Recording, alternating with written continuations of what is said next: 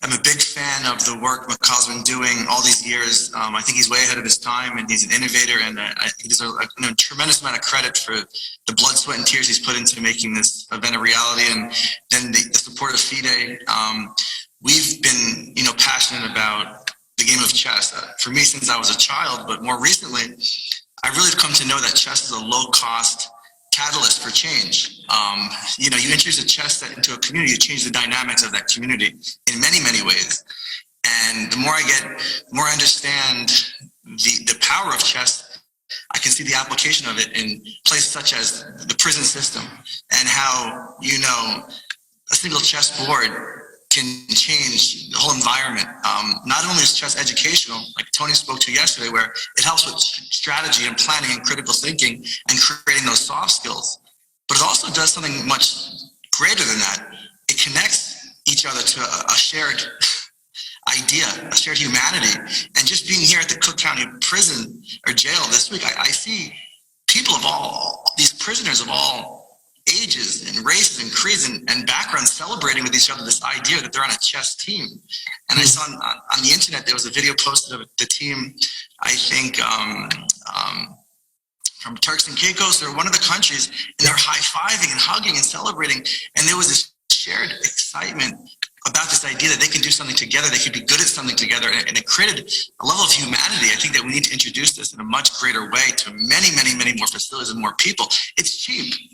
It's universal. Every country in the world plays the game of chess, regardless of your language or anything else.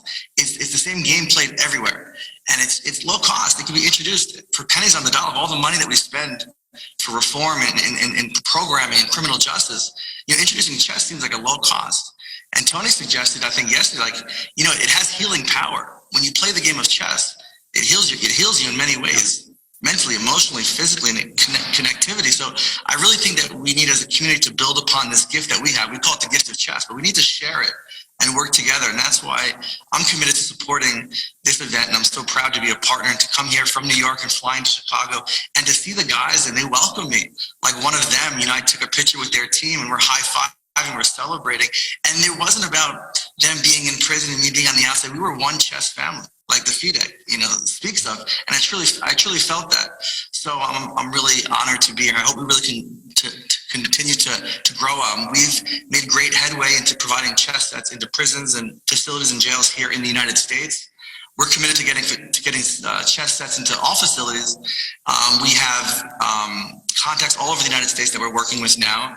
And we've also been contacted by one of the lead content providers for technology into prisons and jails, and we're going to provide chess content. So not only will players have physical chess sets, but they'll actually have the ability to learn electronically, so we don't have to scale in necessarily teachers or educators like in Cook County.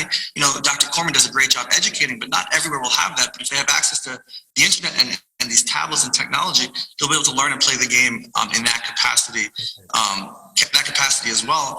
And the last thing we spoke about it yesterday when the diplomats and we were here with Sheriff Tandar. We talked about maybe the opportunity to create the chess that's physically in the prisons as industry, because the prisoners have not only the opportunity to benefit from playing the game, but maybe they can create the chess sets that are also shared in their country. But that's happening. That's happening in some of the countries I talked to yesterday and today.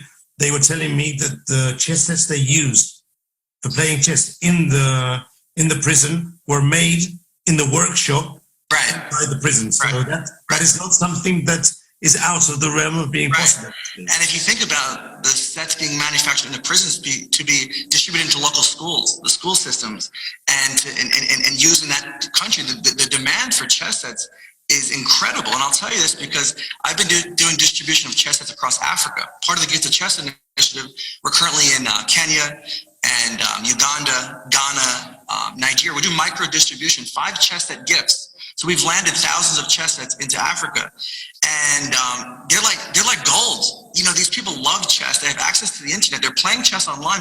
They don't have a physical chess set. And when you introduce just a single set, it changed the dynamics of their whole community. And these chess sets are going out to schools and orphanages, and the demand is incredible. So if we were able to produce chess sets at scale, say using facilities and so on and so forth, we would be able to distribute millions of chess sets. The demand is literally unlimited for access to chess education and chess sets globally. You know, Russell, it makes me think that when I was younger and there wasn't any internet, the first time we could play chess on the internet, it was something weird for us, and it was something we weren't sure about. Now, after what you're saying, in some parts of the world, they play on the internet, and the first time you introduce a real chess set to them, they say, I mean, this looks cool, but what is this? I mean, this is new for us, no? So it's very interesting how chess, as one of the main sports you can use and do on the internet and cross the barriers of language, of gender, of age, and now even by countries. Not many sports you can do inter-jail tournaments from all over the world, except, for instance, chess. Russell, it's been a pleasure. I have to leave. We have to close the interview now because it's past and the finals of the youth. Thank you. Just if anybody wants to connect, it's the Gift of Chess, thegiftofchess.org. I'm happy to talk to anybody that's passionate, and thank you for this platform, and best of luck. Okay, Russell, the Gift of Chess. Thanks a lot. Thank you. See you soon.